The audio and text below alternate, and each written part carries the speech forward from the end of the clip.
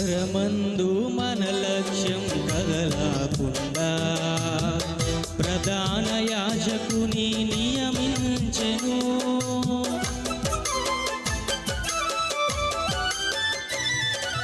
పరమందు మన లక్ష్యం కదలకుండా ప్రధాన యాజకుని నియమించెను.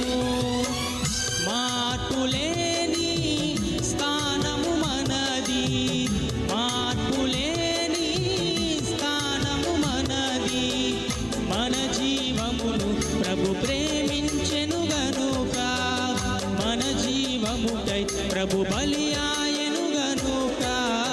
భాగ్యవంతుడా